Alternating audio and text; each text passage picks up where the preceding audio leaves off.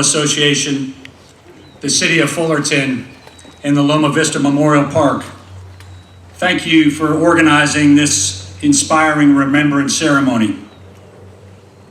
Distinguished guests and members of the Fullerton community, we join together this morning to honor all of our men and women who have made the ultimate sacrifice to preserve the many freedoms we as Americans collectively enjoy.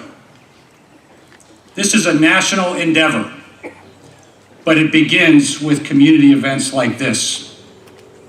I am inspired by the work you all have done here to honor these service members and recognize their sacrifices. This community support is genuinely moving.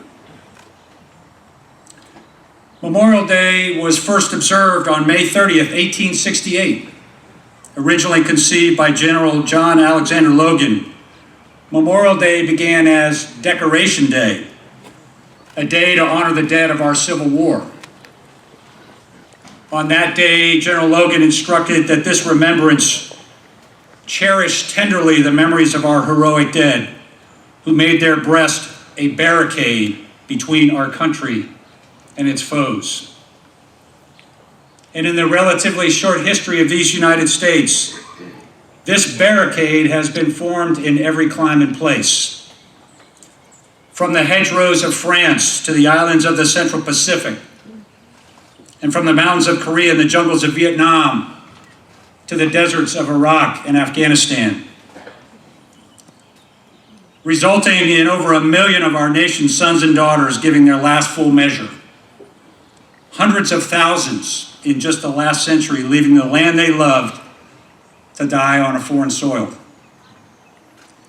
Nearly 125,000 of these wonderful American patriots remain buried in 24 overseas military cemeteries. To paraphrase Aaron Kilborn, their silence continues to sing our national anthem in lands far from home. Some in the audience this morning have lost a loved one to the cruelty of war. To the families of the fallen, we owe a debt that can never be repaid. The words of Abraham Lincoln, writing to a mother of 5 sons lost in the Civil War, should serve as the timeless sentiment of all Americans toward loved ones of the fallen.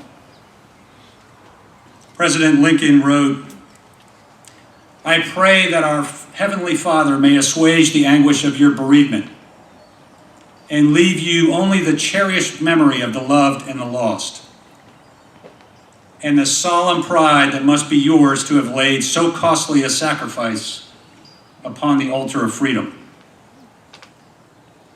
Some of our fallen are well known to history, most others less so. Like so many American patriots who rest under the 4,500 veterans markers located throughout this magnificent memorial park. They are all heroes. One of those markers identifies the final resting place of a Marine by the name of Staff Sergeant William H. Harrell. Yesterday afternoon, I was honored to place flowers on his gravesite. Our Marine motto, Semper Fidelis, always faithful, immediately came to mind. Staff Sergeant Harrell epitomized that motto. Semper Fidelis to his family, Semper Fidelis to his Marines, Semper Fidelis to his fellow citizens. William was born in 1974 and was known to his family and friends as Billy. His uncle, a Marine veteran, raised him. Billy enlisted in the Marine Corps after graduating from Placentia's El Dorado High School. He was stationed in 29 Palms and Camp Pendleton, where he proudly served with the 1st Battalion, 5th Marines of the 1st Marine Division. Billy Harrell, known as a loyal and devoted friend who put the welfare of others and his Marines above his own, was killed in action in the Anbar province of Iraq in April of 2004. And in keeping with his faithfulness to his Marines, one of his last emails home was to assure his family that his Marines were okay. His legacy and memory survive through his wife Kelly and their son Austin. Resting alongside Staff Sergeant Harrow in these beautiful grounds are thousands of his fellow soldiers, sailors, airmen, and Marines, for whom we must also never forget their extraordinary sacrifices. Those of us privileged to continue to wear the cloth of our nation's armed forces have a solemn obligation to ensure our daily service, our daily example, are worthy of those whose lives were cut short in service to our fellow citizens, whose families were left with an unfillable void. As the distinguished poet and orator William Wallace Bruce so simply stated, who kept the faith and fought the fight, the glory theirs, the duty ours. Indeed, the duty is ours. And beyond prayers and moments of silence, all of us, as citizens of this great land, have a responsibility to keep the flame of remembrance burning today and throughout the year. We must remain always faithful to the memories of these heroes and also to their families.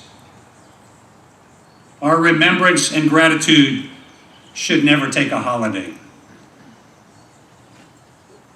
And we must also keep our children, or help our children to truly understand the freedoms we all enjoy and the burden and sacrifice borne by so many to ensure our freedoms.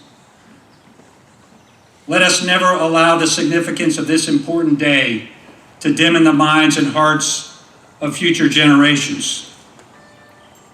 The sales events, family barbecues, the freedom to travel across our great land as tens of millions of our fellow citizens are doing throughout this holiday weekend. The freedom to express ourselves through all of the social media alternatives. All of these freedoms, these blessings, have been safeguarded by the countless young Americans who left their communities, like Fullerton, to form that barricade of which General Logan referred. William Harvard said that the greatest glory of a free-born people is to transmit that freedom to their children. We must maintain a firm grasp on this opportunity, this gift, this glory, safeguard it, exercise it. And let us also celebrate what these brave Americans continue to mean to our country and our communities.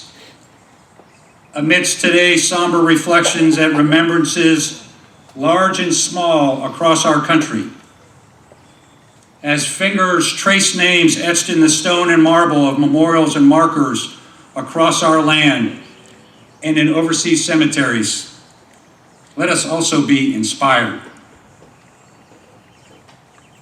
As our flag returns to flying at full staff today, let us always remember that our flag does not fly because the wind moves it.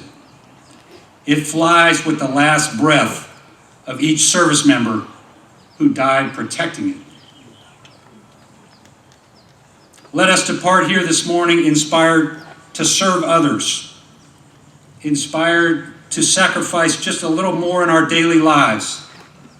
But most of all, let us be inspired to never forget. Thank you all for attending this morning. May God continue to bless the United States and communities like Fullerton with brave men and women like those we honor today. Thank you.